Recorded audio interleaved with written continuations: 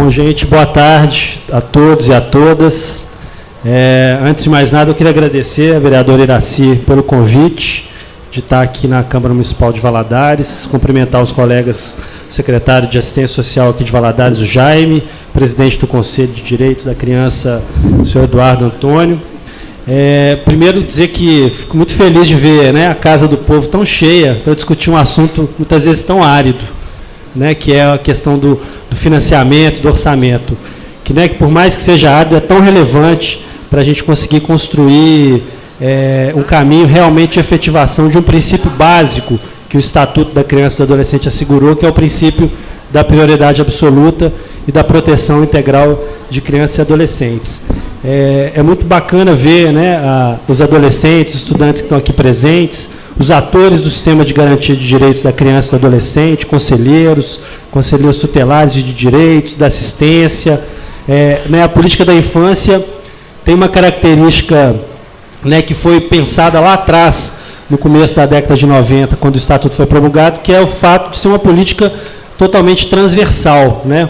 Por mais que algumas vezes a gente olhe para ela muito sobre a ótica da assistência social, mas ela é uma política que atravessa várias das ações governamentais, ou pelo menos deveria atravessar. A gente deveria ver a criança e o adolescente, para além da assistência, também em outros campos da política pública.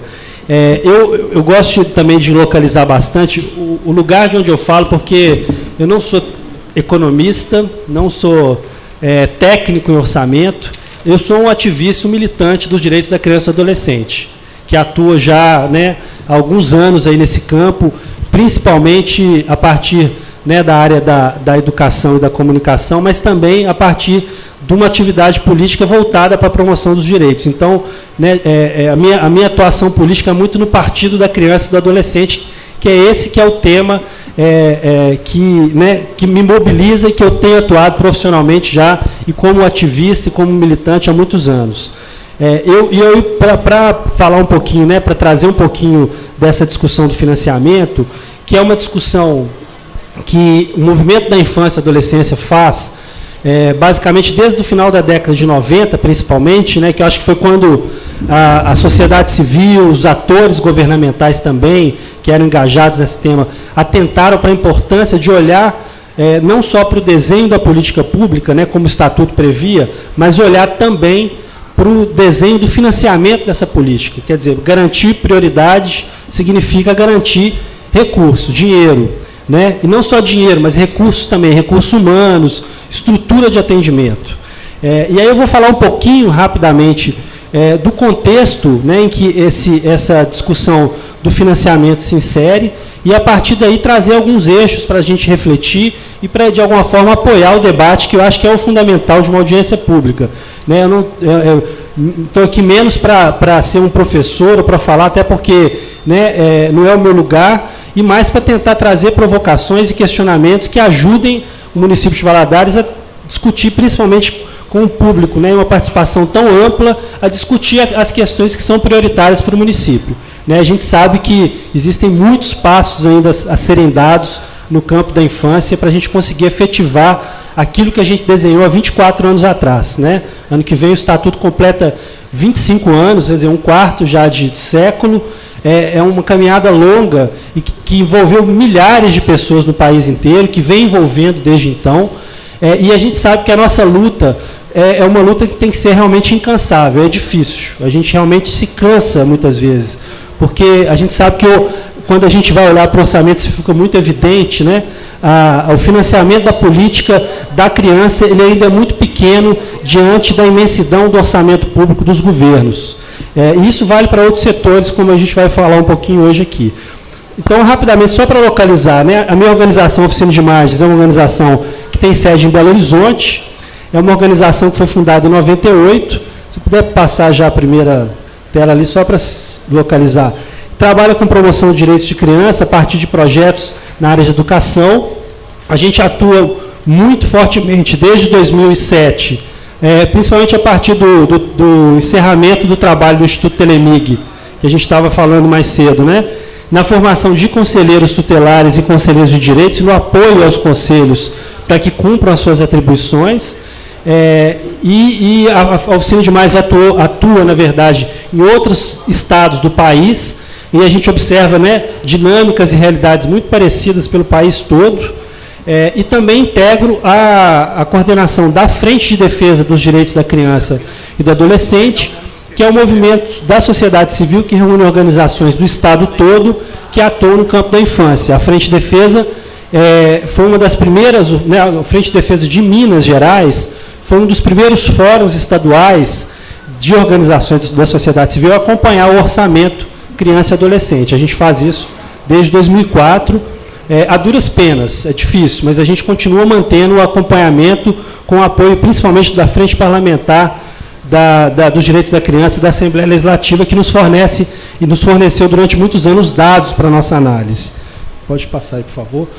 Pode passar, isso eu já falei. Eu queria trazer rapidamente esse contexto, porque eu acho que é importante sempre a gente lembrar, especialmente para as novas gerações, os mais jovens que estão aqui, para entender que esse espaço que a gente tem aqui hoje com essa audiência, como outros espaços que a gente tem, né, de participação, são conquistas que vieram principalmente a partir da aprovação da Constituição Federal, que assegurou algumas questões importantes para o processo de financiamento e estruturação das políticas públicas no país. Um aspecto tem a ver com a universalização dos direitos, né? Quer dizer, o entendimento de que os direitos humanos são universais e são indivisíveis. É um aspecto, é um princípio muito importante para entender que a gente não assegura só um direito para uma pessoa. Todos têm que ter acesso a todos os seus direitos básicos e fundamentais. Saúde, educação, moradia, alimentação digna, e todos esses direitos que a gente vem lutando desde então para assegurar. Um aspecto importante é a questão da descentralização da gestão político-administrativa. Isso é um passo fundamental, porque assegurou o entendimento, né? Porque a União Federal quem arrecada o principal volume de recursos, quer dizer, 70% dos recursos arrecadados no país são arrecadados pelo governo federal, e é importante estabelecer uma distribuição equânime em que a gestão das políticas seja dividida entre os diferentes estados e os diferentes municípios, né, na medida em que o Brasil é um sistema federado. A participação popular e o controle social, que foram prerrogativas asseguradas também pela nossa Constituição, e que nos possibilitam estar aqui hoje reunidos, né, depois, historicamente, a gente ter lutado para garantir que o Brasil tivesse espaço de participação, né, quem viveu, né, o período de restrição das liberdades sabe, né, como é que foi difícil ter esse momento aqui hoje para a gente poder ter um espaço de participação e discussão com os atores políticos, e a criação do ciclo orçamentário, que, como, né, a vereadora Iracy falou no início, é o ciclo que garante o planejamento das políticas públicas em qualquer nível de governo, federal, estadual, municipal. Ou seja, nós temos esse mesmo padrão para todos os níveis de governo. E é um ciclo, vamos dizer assim, muito intenso, né? Todos os anos são aprovadas as leis de diretrizes orçamentárias e a lei orçamentária anual. Todos os anos são feitas as prestações de contas das leis orçamentárias que os governos executaram no ano anterior. Então, isso exige de todos nós, da sociedade, dos conselhos, um acompanhamento muito sistemático. E esse é um grande desafio inicial. Conseguir fazer com que a gente tenha pernas para acompanhar e conhecimento técnico para acompanhar esse processo. E aí, quando falo de conhecimento técnico, né, e lá na frente eu vou retomar um pouco isso, é importante desmistificar também essa ideia de que, né, discutir orçamento, discutir financiamento é uma questão técnica, é um tema para entendidos no assunto. Não é. Né? É uma questão política. É lá onde estão espelhadas as prioridades que realmente estão estabelecidas por um determinado governo.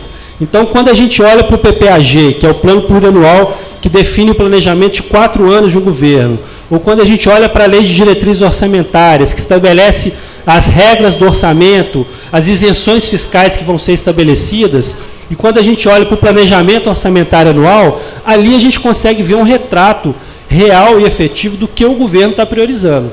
Por isso que todos os anos, e aí eu falo da experiência muito de Minas, né, é um desafio constante a gente mobilizar pessoas o tempo inteiro a estar presente nesses momentos. Por isso é muito bacana, e eu fico muito feliz de ver essa mobilização que a gente consegue ter aqui hoje, né, nessa audiência, com esse tanto de pessoas presentes. Alguns marcos fundamentais, e aí a gente tem que destacar, né, que vieram muito a partir da década de 90, o Estatuto foi um deles, né, o Estatuto da Criança e Adolescente, que foi promulgado em 1990, a criação do Sistema Único de Saúde, que também é um marco importante para o Brasil, porque foi talvez uma das primeiras estruturas de política pública nacional, né, e que teve um modelo de participação muito rico, que é referência ainda hoje para outros países. Né, o Sistema Único de Saúde é um grande avanço, ainda que a gente tenha dificuldades e problemas a serem enfrentados. A Lei Orgânica da Assistência Social, né, que veio logo depois, que também foi um instrumento fundamental, e a Lei de Diretriz e Bases da Educação. Esses são marcos da década de 90, né, e claro que depois da década de 90 outros marcos aconteceram e outros marcos foram implementados e têm assegurado, de alguma forma, que a participação da sociedade, a descentralização político-administrativa seja regulamentada. E aí eu destacaria também, né, e aí eu vou falar um pouquinho mais, a Política Nacional da Assistência Social, né, e o Sistema Único da Assistência Social, que também é um marco fundamental. Nessa lógica da organização da estrutura da execução da política pública, a descentralização, né, dos investimentos foi um aspecto interessante, porque a gente sabe que no Brasil, muito das relações políticas são baseadas e foram baseadas na base do compadrio, do interesse político. Claro que isso ainda hoje permeia muito da estrutura da gestão da política, dos governos, mas, de alguma forma, todas essas regulamentações que o Brasil vem conquistando ao longo dos últimos anos asseguraram que esse modelo de gestão da política tivesse mais amarrado numa lógica voltada para o interesse público, né? Então, quer dizer, a política da criança também está refletida nesse aspecto. Então, a descentralização dos investimentos e essa divisão de responsabilidades entre governo federal, governo estadual e município tem, aos poucos, avançado, e eu acho que a política da assistência é para a gente hoje um modelo interessante né, e acho que talvez no debate aqui a gente pode falar, o secretário talvez possa trazer um pouco da experiência de Valadares também, a vereadora possa falar da experiência como assistente social também, né, e como pessoa que militou e trabalhou nessa área por muitos anos, vem assegurando o desenvolvimento de um modelo de política que vai muito além do modelo assistencialista que comumente a gente via no Brasil.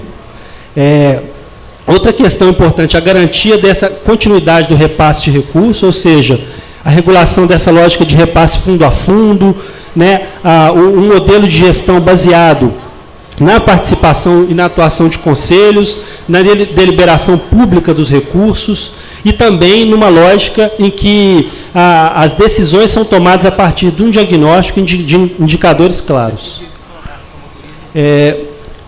Bom, quando a gente vai falar, né, do orçamento criança e adolescente, a gente muitas vezes tem um apelido que é o OCA, né, o orçamento criança e adolescente. Hoje, gente, está difícil de me ver aqui, porque eu estou meio escondido, mas é melhor levantar, né? Vai ficar mais fácil aí. Bom, quando a gente fala, né, do orçamento criança e adolescente, tem uma metodologia que foi desenvolvida no final da década de 90 pelo Unicef, o Instituto de Estudos Socioeconômicos, que é uma organização de Brasília, e a Fundação Abrinq. Essa metodologia, que é muito utilizada hoje em alguns municípios, inclusive alguns municípios incorporaram isso na legislação, né, prevê um demonstrativo de despesa específico do orçamento criança, ela prevê alguns tempos, porque a gente pode considerar que tudo que é feito na cidade, de alguma forma, vai beneficiar a criança e adolescente. Se eu pavimento uma estrada, faço pavimentação de uma rua, crianças e adolescentes também vão ser beneficiados. Mas muitas vezes nos interessa olhar o investimento específico na infância. Essa metodologia, ela considera isso, o orçamento exclusivo da infância e o orçamento não exclusivo. Então, quando eles foram definir essa metodologia, considerou-se como políticas para criança e adolescente, as políticas que tinham a ver com saúde, e aí dentro de saúde contemplava o saneamento e a habitação, que são funções orçamentárias, a educação, e aí dentro de educação, cultura, esporte, lazer, e assistência social e direitos da cidadania. Todos esses temas, esses eixos, são o que a gente chama de função orçamentária, né? A função orçamentária é uma classificação que é utilizada por qualquer orçamento de qualquer governo. E ela está regulamentada por uma portaria do Ministério do Planejamento, que já é bem antiga. Eu vou falar um pouquinho só da lógica do financiamento da política da assistência, da educação e da saúde, sem entrar em muito detalhe, porque eu acho que, né, ficaria muito cansativo, e trazer um pouco uma discussão mais sobre o papel do Conselho, dos conselhos de direitos principalmente, e da sociedade de forma geral, em algumas questões-chave para a gente observar e para, de alguma forma, contribuir aqui nesse debate que a audiência pública está proporcionando. Bom, no caso da assistência social, tem um aspecto, né, importante, que primeiro foi a garantia, né, na Constituição desse tripé do que se chama Seguridade Social, né, que tem a saúde, a previdência e a assistência social como suportes.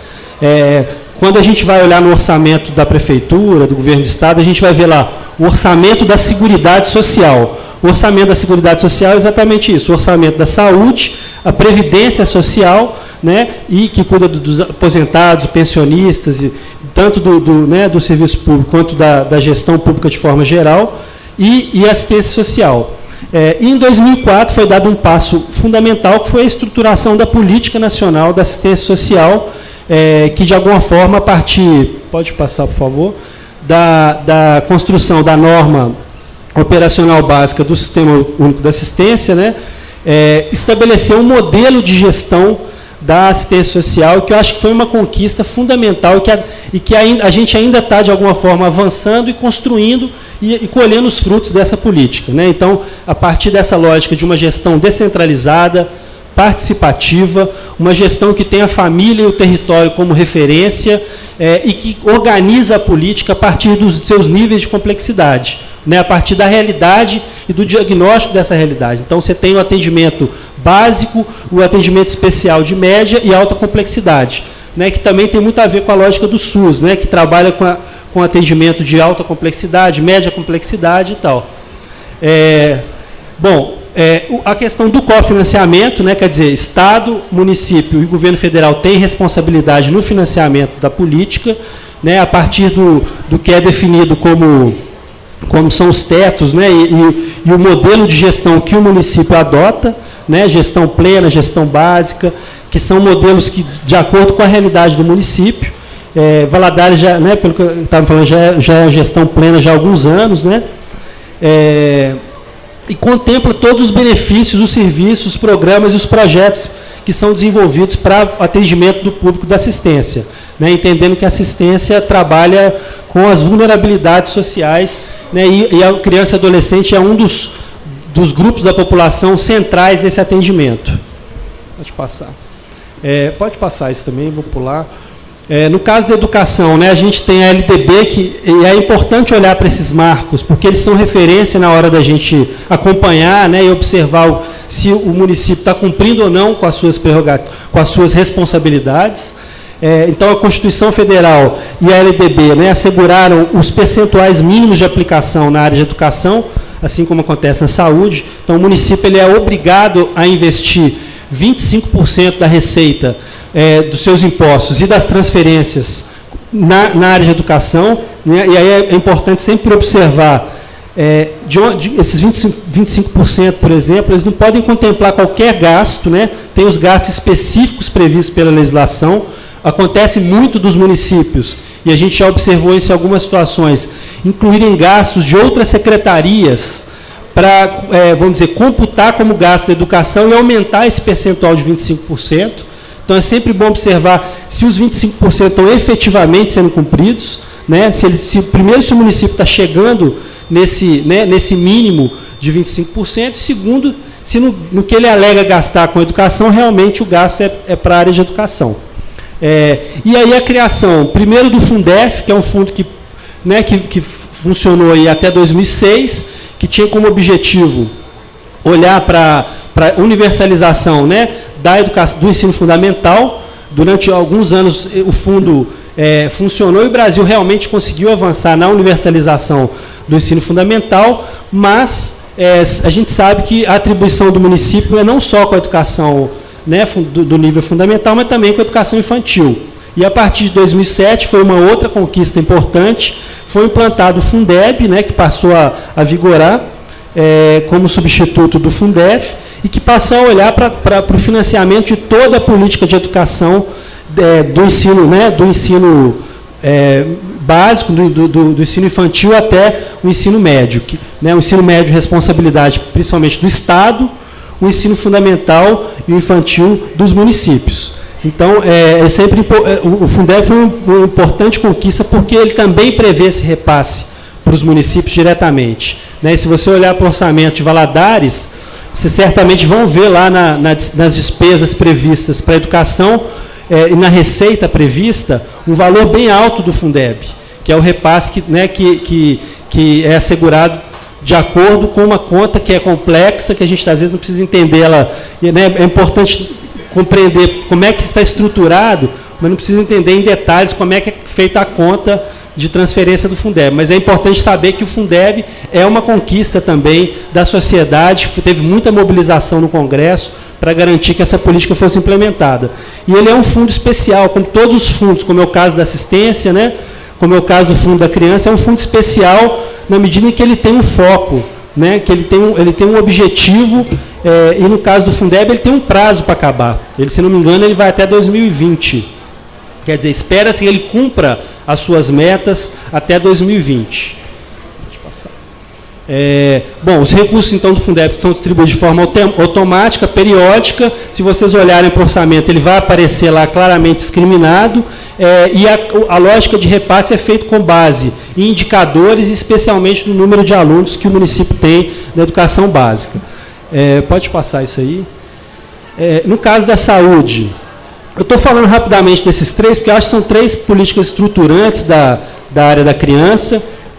E aí, claro, que passam, nós temos também esporte, cultura, né, para observar, mas é só para subsidiar um pouco a nossa discussão.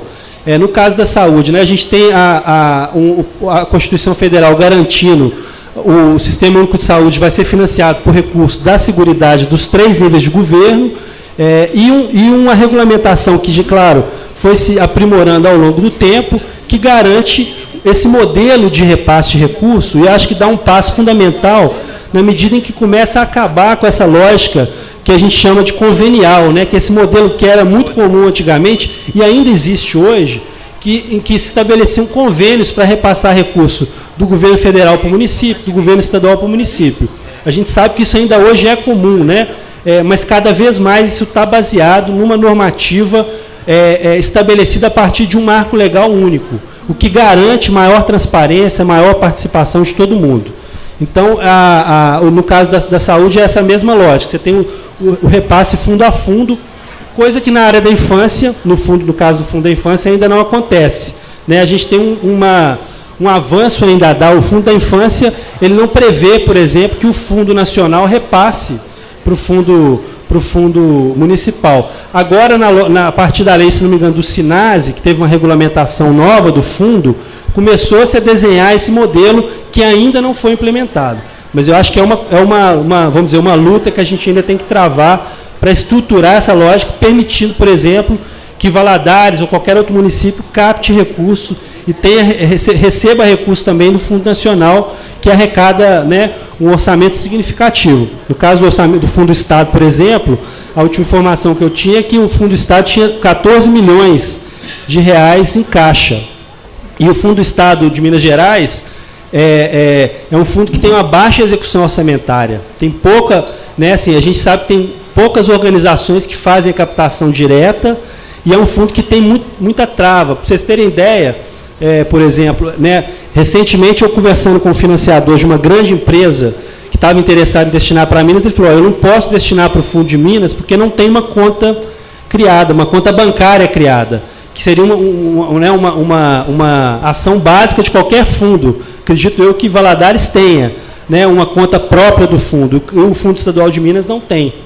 Então, assim, os fundos da infância são um grande desafio ainda para todos nós. Eu acho que é um bom tema também para a gente tratar aqui na audiência. Pode passar isso, por favor? Pode passar também, vamos pular. Bom, eu acho que é importante, né, esse é um ponto importante, porque quando eu conversando com a vereadora e com o Marcelo também sobre a pauta da audiência, né, a gente falava um pouco da centralidade que o Conselho de Direitos da Criança tem no caso da política da infância. E a gente sabe a angústia que é lidar com o Conselho de Direitos da Criança e Adolescente. Né? A angústia porque muitas vezes a gente tem boa vontade, tem né, gana de fazer as coisas, mas não tem a estrutura necessária. Né? E, o Conselho precisa trabalhar numa lógica mínima. E ele tem que cumprir um papel fundamental, que é acompanhar o processo orçamentário. Para isso, ele tem, primeiro, ter um diagnóstico claro da infância e adolescente. A gente precisa saber qual é a realidade que as crianças e os adolescentes do município estão vivendo. Quais são os aspectos, vamos dizer, mais frágeis da realidade de criança e adolescente. De que maneira que essas fragilidades acontecem. Ou seja, a gente precisa construir indicadores da realidade para poder olhar, a partir desse diagnóstico, fazer um planejamento público e orientar o poder público municipal nesse planejamento. Né? Na medida em que você tem um diagnóstico, você tem condição de fazer inferência sobre a realidade. Dizer, olha, no caso de Valadares, no período que vai de 2014 até 2017, a nossa prioridade tem que ser resolver a questão do trabalho infantil, garantir o acesso, né, a inclusão de todas as crianças na escola, enfim, todos os aspectos que a gente vai perceber a partir do diagnóstico. O plano municipal dos direitos da criança e adolescente, que nem todo município tem. Eu acho que Valadares tem o governador Valadares tem uma experiência muito interessante, que é o fato de ter um marco legal do município, estabelecendo uma política municipal da criança e adolescente, que foi uma conquista, né, que eu, de alguma forma, acompanhei, lembro das conversas com o doutor Gustavo, né, Sônia? Que a Sônia é uma velha companheira também de militância, né, que tem sempre acompanhado o trabalho da oficina e da frente, e eu sei que foi uma conquista importante para a cidade, na medida em que estabeleceu um marco que orienta como a política do município tem que ser desenhada, inclusive o fundo também da criança. Né? Mas isso só não basta, né, gente? A gente sabe que o Brasil está cheio de leis, os municípios estão cheios de leis. O papel, para mim, a meu ver, mais importante dos legislativos hoje em dia é fiscalizar o Poder Executivo, né? Porque esses são os dois grandes papéis do Legislativo, deliberar e formular as leis e fiscalizar. Eu acho que esse papel de fiscalização ele é tão importante quanto de formulação das leis. Então, é sempre importante, para fiscalizar, você tem que ter informação. Você tem que ter, com base no diagnóstico, com base no planejamento. Né? E o Conselho de Direitos tem que ser um parceiro também muito direto do Poder Legislativo nesse sentido. Porque o Poder Legislativo ele pode abrir canais de diálogo, pode abrir espaços de diálogo com o Poder Executivo e fazer, de alguma forma, essa mediação aí em relação às políticas.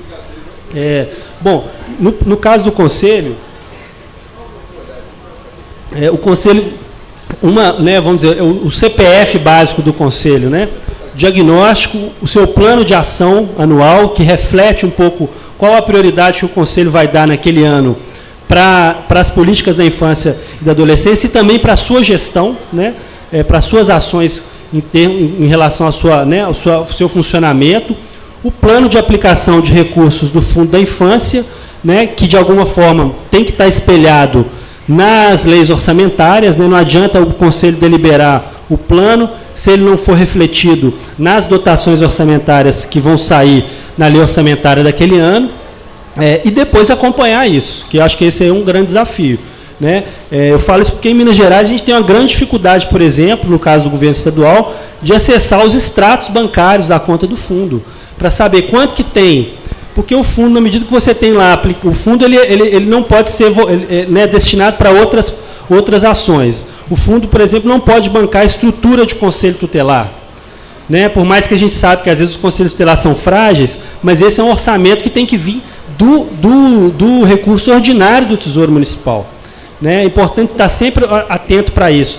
Com a resolução 137 do CONANDA, de alguma forma se regulamentou ali algumas regras para o Fundo da Infância. Isso é um motivo ainda de polêmica, né? A resolução, em tese, não tem força de lei, então nem todo mundo incorpora ela, mas ela é uma diretriz do órgão nacional, a gente tem que considerar. Então, né, lá, por exemplo, fala que o recurso do Fundo da Infância não deveria ser utilizado para construir equipamentos, para se investir na compra, por exemplo, de imóveis e tal. Mas tem município que utiliza dessa forma. É errado, é certo? Eu acho que aí depende da discussão que o Conselho faz. Né? É claro que nós temos que entender o fundamento dessa normativa. Quer dizer, o recurso do fundo, ele tem um caráter complementar da política. Ele não é um fundo com caráter estruturante, ainda que em alguns momentos o fundo possa ser utilizado como recurso de reforço em um determinado aspecto da política que esteja frágil. Agora, com a lei do SINASE, que foi promulgada, né, em 2012, por exemplo, prevê o investimento em ações voltadas para o atendimento às medidas socioeducativas.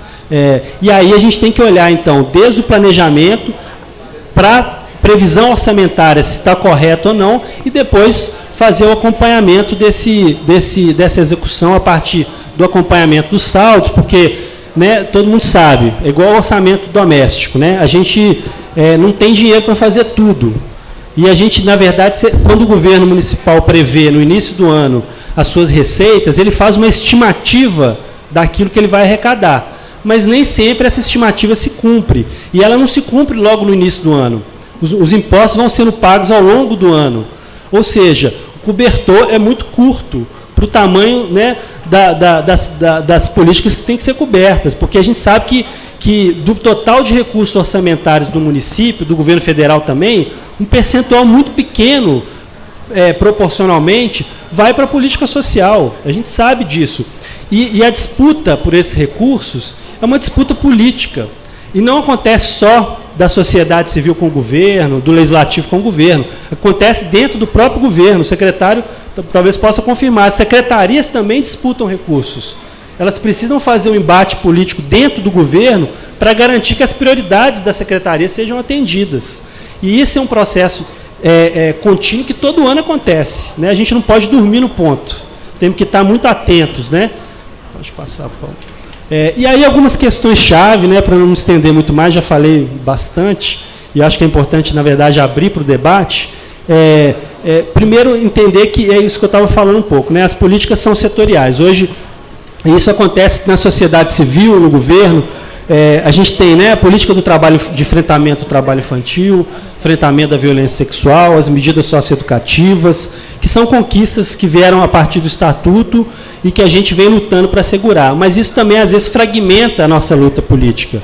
Porque, no caso, por exemplo, né, a criança e adolescente, muitas vezes a gente se pega disputando recurso com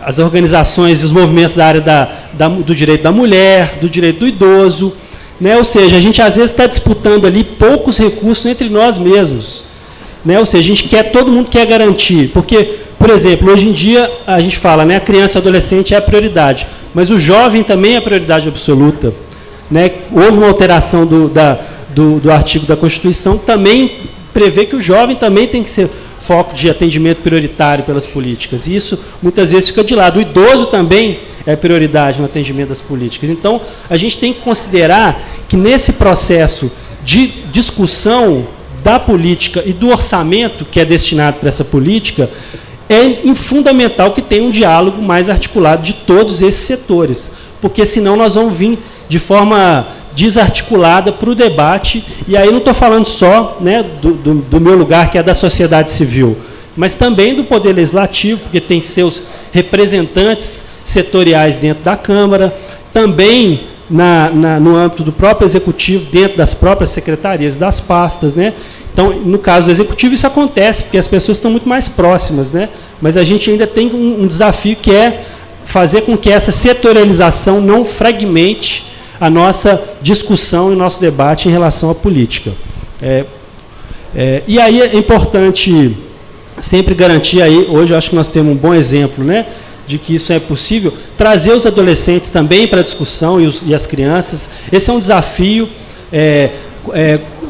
Existem algumas categorias aí né, quando a gente fala de participação ou protagonismo, também é um conceito usado, né, juvenil, que você tem aquela participação decorativa, você tem a participação simbólica, você tem a participação utilitária, né? São modelos de participação. A gente vem caminhando a passos lentos nesse processo.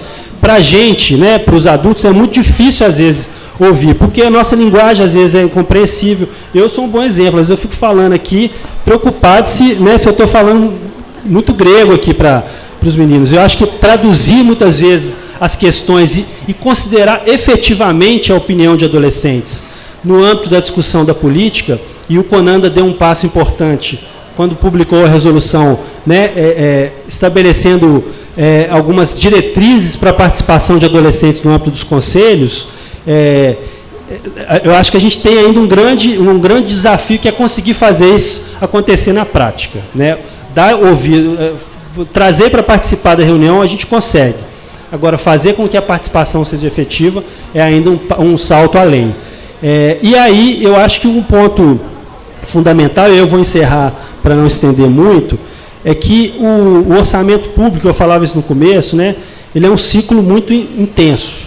Né? Então, vocês têm no primeiro semestre do ano, é o período em que é votada a lei de diretrizes orçamentárias. Né? E no segundo semestre, a lei orçamentária anual. Geralmente, a lei orçamentária, a lei de diretrizes fica ali maio, junho, e a lei orçamentária anual, setembro. Né? Esse ano, possivelmente, vai atrasar por causa das eleições, porque as eleições acabam, mesmo que sejam no nível federal e estadual, acabam interferindo. Mas a gente tem que estar o tempo inteiro atento. A cada quadrimestre, o Poder Executivo é obrigado a prestar contas para o Legislativo e apresentar o seu relatório de gestão.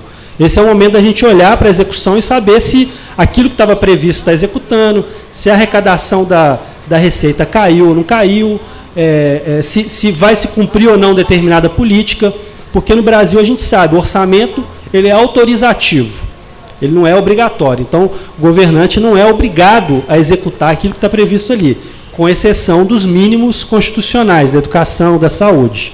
Ao mesmo tempo, tem um aspecto que é a discricionariedade do governante, que é exatamente a sua autonomia de gestão, de decidir sobre quais são as suas prioridades. Né? Então, o processo orçamentário e o acompanhamento dele é um embate político o tempo inteiro. Né? Quando a gente vai acompanhar a prestação de contas, quando a gente vai acompanhar o processo de deliberação da lei orçamentária, a gente tem que fazer isso tanto no âmbito do legislativo, que é onde essas leis são votadas e discutidas, quanto no próprio executivo, quando elas são deliberadas e formuladas. Aí, no caso, os conselhos de direitos têm um papel fundamental, de olhar para o processo orçamentário em toda a sua extensão, não esquecendo, né, que a cada 4 anos é construído o plano plurianual, que é sempre discutido no primeiro ano de mandato do governante, e é vigente para os anos seguintes. Eu não vou me estender mais, vereador, porque eu já falei bastante, e eu acho que é importante a gente abrir o debate. Eu acho que é mais importante do que continuar aqui explanando demais, entrando muito em detalhamento técnico. Mas eu queria só deixar esse reforço de que o processo orçamentário ele não é um processo técnico, ele é um processo político. Entender o orçamento, por mais que a gente tenha dificuldade, a gente hoje tem a internet para facilitar, tem os atores da sociedade civil que já têm feito isso, o próprio legislativo tem um papel importante, os portais da transparência estão cada vez mais acessíveis. Eu entrei no portal de transparência aqui de Valadares, e é um portal que está bem atualizado. Eu acho que ele tem muita informação. Muitas vezes existe uma dificuldade de acessar pela linguagem, e às vezes navegar e achar os documentos. Mas eu acho que, comparando com outros municípios, eu acho que o portal de Valadares tem um conteúdo bastante atualizado, e a partir dele dá para acessar algumas informações, mas as informações estão lá, não é à toa. A gente precisa acessar, ler, entender, e buscar saber. Mas não se preocupem com a questão técnica. O importante é discutir quais são as nossas prioridades, quais são as nossas bandeiras e causas, e entender que o nosso objetivo final é aprimorar e melhorar a qualidade de vida das crianças e adolescentes. Essa é a bandeira. Eu acho que ela extrapola partido político e extrapola a ideologia. Obrigado.